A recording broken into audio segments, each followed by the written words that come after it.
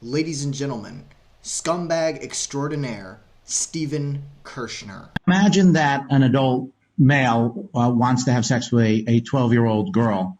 Imagine that she's a willing participant. A very standard, very widely held view that there's something deeply wrong about this, and it's wrong independent of it being criminalized.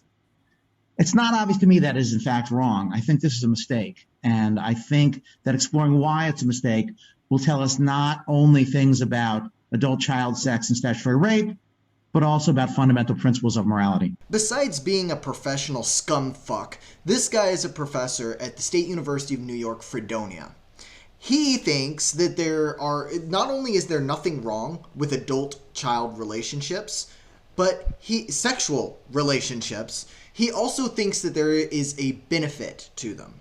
I'm not exaggerating. This guy said that it's not clear to him that it's wrong for an adult and a 1-year-old to have a sexual relationship. So if you're one of my subscribers or someone who's been following my channel for the past month or so, you'll remember that multiple times I have brought up the fact that as a child I was sexually abused by multiple people for a span of about a decade. And when I see people like this Kreshnar douchebag saying things like there's benefits to it, and we'll get to that in a minute, it makes my blood boil. This is very personal to me. There's a couple things to say here. One is, even if you are looking for a threshold, let's say there's a threshold. I'm making this number up, but let's say it's at age 8. Still, that tells you that some adult-child sex is permissible. Let's be very clear here. The threshold that he's talking about is a threshold where the child can give consent, and this could be considered okay. And he said 8 years old. There is no circumstance in which a sexual relationship between an adult and a child who is 8 years old is ever okay. You could talk about your Romeo and Juliet laws. Yes, I understand if you have a 19-year-old senior in high school, his girlfriend's a 17-year-old junior or sophomore. Okay, that's different because we're talking about people who are very close in age and in cognitive development. That's not what we're talking about here. He is saying that it's not necessarily clear that a sexual relationship between an adult and an 8-year-old is wrong. Second, the notion that it's wrong even with a 1-year-old is not quite obvious. I'm sorry, do I have to say anything here? A 1-year-old? So let's just start with the obvious thing, the physical repercussions, the PTSD, the behavioral and social repercussions that are going to come along later. How could someone say this? Why would it? The argument doesn't have to be made. It doesn't. It's self-evident that anything sexual with a 1-year-old, it should be off the table. This person belongs in prison forever. To me, there are reports in some cultures of grandmothers filleting the baby boys to calm them down when a colicky. Now, I don't know if this is true, but this is sort of widely reported as occurring in at least one culture. Okay, Professor, you should know, no, you do know that oral reports, no pun intended, from one culture describing some sort of practice like that are, 1, not evidence that it's ever occurred, and 2, not evidence that it has any valuable effects down the road, and 3, you're not citing any kind of a study about long-term impacts in general. Like, why? This isn't evidence. This is you trying to give some sort of post hoc rationalization to something that you've decided is okay. That's what's going on right here. You've got no evidence. None. And by the way, even if there was like some study that said, grandmothers coming along and sucking the dicks of little baby boys is okay, fuck you and fuck your study. You take that study, roll it up and shove it up your ass and take it somewhere else. That's not, no, we're not playing that game. Fuck you. And it working, that the grandmothers believe this actually works. You know what you do in an instance where you come across a culture where grandmothers are sucking babies' dicks? You throw that culture in the garbage can and you get rid of every single grandma in that society. Just all of them. They're gone. No more grandmas. Sorry, kid. You don't have a grandma anymore because we saw what they were doing. If this were to be true, and again, I don't know it to be true. If it were to be true, it's hard to see what would be wrong with it. Only if you're a gigantic scumfuck, it's obvious what's wrong with it. You are using some sort of sexual means that has not only the potential but also the overwhelming likelihood of causing permanent issues to a baby for your own personal gratification. It's obvious. Engaging in any kind of sexual act with a child who can't give consent it's evil. You don't get to do that. It's an enormous violation of the child's trust, the family's trust, their human rights. So, yeah, I guess I think, no, I don't think there's a blanket period beyond which this is permissible. If we're interested in willing participation, which is the way I structured it, then yeah, there's a point below which people aren't willing participants in anything because they don't have intentions or they don't have the sort of mental states that allow for willing participation. But no, I don't think it's blanket wrong at any age. I'll give you an age that is blanket wrong at. One. Jesus Christ. I never thought that I would live to see the day where a grown-ass man with a fucking terminal degree would sit here and try to make the argument that having sex with a 1-year-old is okay. A 1-year-old. Like, I mean, fuck! Anyway, after this, here's a second clip from that interview that he did where he tries to justify adult-child sexual relationships based on evolution. Take a look. Let me address the evolution in adult-child sex. And again, I'm speculating here, but it's not obvious to me there aren't evolutionary advantages. And here's the reasons to think there are evolutionary advantages. One is when you test college-age males, surprising numbers, like over 1/5, show attraction to prepubescent individuals. I assume that's mostly girls. Source, please, because I think you're full of shit. Show me your metrics. Show me where you found this. I 100% don't believe you. And that's true not only when you ask them, he's self-reported, which people have got to be hesitant to self-report, but when you use the penile responses, which are the kind of true test. Where in the fuck are researchers taking a group of college-age men, showing them pictures of prepubescent girls, and then measuring their penile response? What the fuck kind of study is this? And who the hell, what ethical review board would allow this to happen?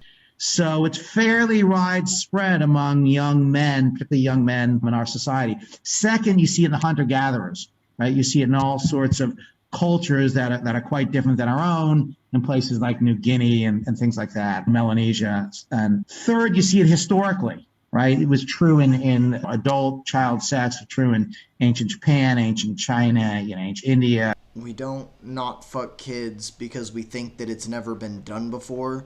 We don't fuck kids because it's not okay. We understand that there is a course of development that a child goes through to become, 1, physically mature, and 2, cognitively mature. And 3, socially mature, right? You have to hit all of your milestones, and generally you're not done with this development until you're between 21 and 25. So I have a huge problem with adults trying to take advantage of a child at any age, but I even have a problem when you have like a 40-year-old man and like a 20-year-old woman.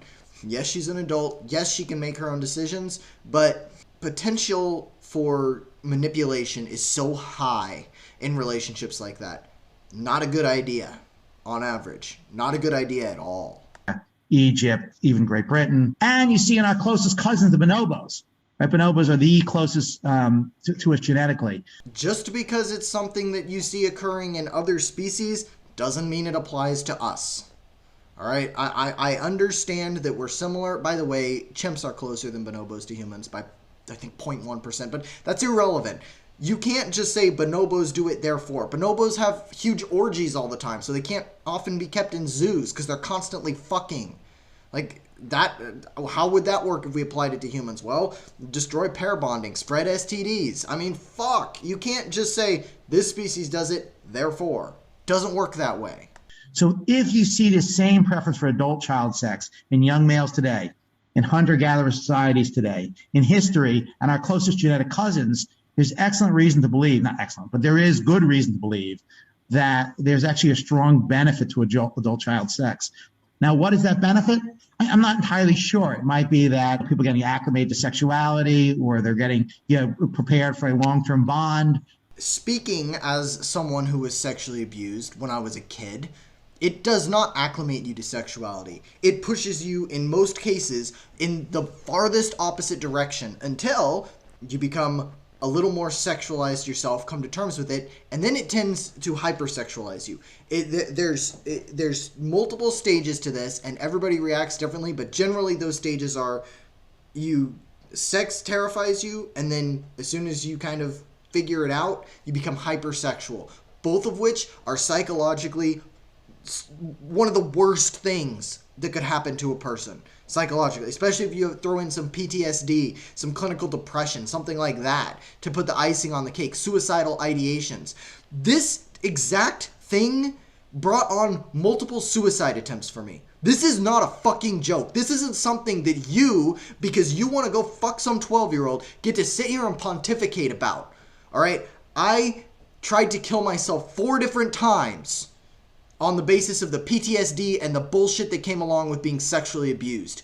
This guy when he sits here and spews this bullshit and convinces people that there's an actual argument for this, he is acting in detriment to the lives of every single person who has been sexually abused. Fuck this guy. This makes me furious. I can't even think of the words to say when I hear someone start talking like this. Like, it isn't obvious to me. Yeah, well, you and your fucking ivory tower need to come down, touch some grass, talk to some people who've been through this shit. Just talk to some therapists who've dealt with kids who have had this happen to them. If that doesn't change your mind, you are a fucking sociopath, you're incapable of empathy, and you need to be shut away for the rest of your life. Or it might be something else. It might be that you're bonding families together. I don't know exactly what the explanation is. But I would claim that in evolutionary terms, as best we can determine, it's more likely than not there's a strong evolutionary case for adult child sex. Now, it would be easy to dismiss this guy as some crazy lone wolf motherfucker who's out here spouting bullshit and no one cares and no one believes him. But that's not the case. I don't know if you're familiar with Thaddeus Russell and his podcast, ironically named Unregistered. This guy went on to Thaddeus Russell's podcast and they talked about this. And I just want you to look at this and tell me, what do you see going on here? Because in my mind, and excuse the pun, it's a couple of unregistered sex offenders. To the adult child sex, that's always a big seller. Oh, yeah. Well, I had good friends who said, "Are you crazy? Do not write that book." Man, listen, you're talking to a guy who for 25 years has been making arguments more or less in defense of adult child sex in classrooms. And I don't know if it's the same argument as yours, but I even authored a piece in the Daily Beast in which I called into question the age of consent laws, which is, and I brought to bear the arguments I was making in class. And I'm going to see whether they jibe. This isn't some lone wolf thing. There is actually a huge community of these people, and I know we've all heard about the MAP thing, and we've laughed at them and called them, all sorts of names. So I went digging to see what kind of people watch this bullshit. And I'm going to show you a channel that I found. By the way, fuck the guy who runs this channel, and fuck his entire channel, and fuck every video he's made on this channel, because this is his magnum opus, essentially. Everything that's been said here is exactly what this guy thinks. Okay, so what you're looking at here is a YouTube channel of someone who is very much in favor of the Stephen Kreshnar and Thaddeus Russell arguments. If you look down there on the titles that I have copied here, you can see the Stephen Kreshnar and Thaddeus Russell Get It Right is one of those videos. By the way, I got through about the first few minutes of it and I was fuming. Then he has In Defense of Amos Yee. By the way, if you don't know, Amos Yee is a guy who pled guilty he was a YouTuber who pled guilty to charges of possession of child pornography and grooming. He's in favor of cuties. If you go look at that cuties video, he's in favor of it. And then you can go see the one where he says, on shoes, heads, and pedophobia, he's complaining that Shoe on Head doesn't like pedophiles. So I think you can kind of see what type of a person we're dealing with here. And here you go. Here's some more of his greatest hits. This is a group of people who actually believe that there is an argument to be made for adults having sex with children. It's absolutely unconscionable to those of us who have any sort of moral compass. These are people who clearly don't understand empathy. They don't understand the science of what goes on with trauma, and they don't understand how destructive what they're doing is. So, to all of you fucking idiots who think that this type of thing is okay and it's beneficial or there's nothing wrong with it, here's what I want you to do. Open up Google, go to Google Scholar, and type in impacts of adult sexual abuse on children. And there you will find hundreds of articles, page after page after page of articles detailing exactly what type of damage you're doing to children when this type of thing happens. That's it. Fuck these guys. I hope every one of them steps on a Lego. I don't know what else to say. This got me really riled up and pissed off. So, thanks for watching. Subscribe if you want to. Leave your comments. Let me know what you think, and I'll see you next time.